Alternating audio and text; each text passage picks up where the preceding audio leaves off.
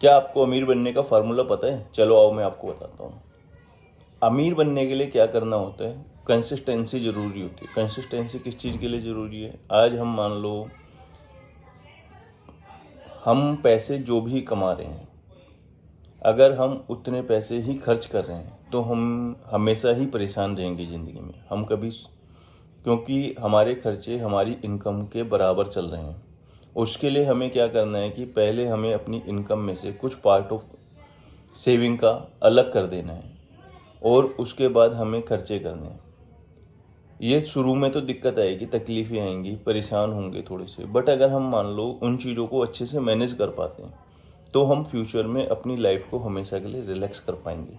एक एग्जांपल से समझते हैं। अगर हम 20,000 रुपये महीना कमा रहे हैं और हम अपने खर्चों को 18,000 या 17,000 रुपये से लिमिट कर पाते हैं और 3,000 रुपये महीना भी अगर हम बचाते हैं, और 3,000 रुपये का मतलब हो गया एक साल में हम 36,000 रुपये बचाते हैं, 10 साल में हम 3,60,000 रुपये बचाते हैं।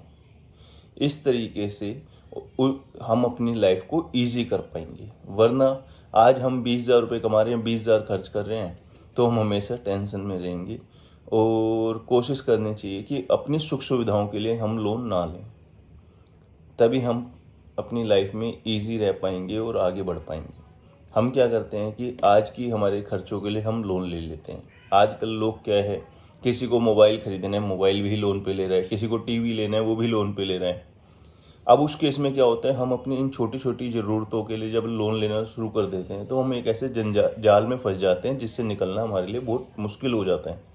इसलिए हमें क्या करना चाहिए कि पहले अगर हमें टीवी लेना है तो हमें क्या करना है, टीवी कितने का आएगा? 20,000 रुपये का। हमें क्या करना है, 2,000 रुपये महीना या 2,500 रुपये महीना पहले बचाओ। 10 महीने में टीवी हो के पैसे 25,000 रुपये इकट्ठे हो गए ना, फिर टीवी ले लो। हम करते हैं रिवर्स पोजीशन। हम क्या करते हैं, 25,000 रुपये का टीवी ले लिया, उसकी 24 महीने की EMI बन दी। अब क्या है, हमारे जो इनकम आ रही है उसमें से 2,500 रुपये की या 3,000 रुपये की EMI जो टीवी के नाम से, वो तो पहले ही डेबिट होगी ना, तो हमारी जो इनकम है वो तो कम हो गई ना वहाँ पे। हमें इन्हीं चीज़ों को समझना है और अपने आप में सुधार करना है। अगर हम छोटे छोटे चेंजेस लाएंगे तो हमारी ग्रोथ पक्की हो जाएगी। अगर हम चेंजेस नहीं लाएंगे तो हम आज भी परेशान हैं और हम कल भी परेशान रहेंगे। Thank you.